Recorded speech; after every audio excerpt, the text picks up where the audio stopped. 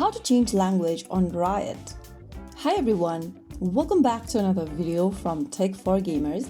In this video, we are going to learn how you can easily change your language setting in the Riot client using your Android device or your iOS device. You can do this on your mobile device or your tablets.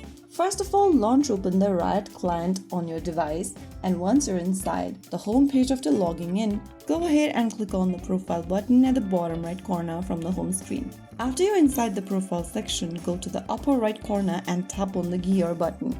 Now you'll come across the settings menu where you'll need to tap language.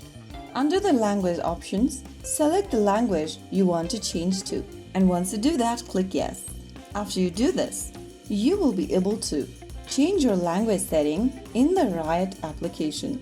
If you found the video helpful, don't forget to like, share and subscribe to our channel. I will be back again in the next video. Thank you for watching.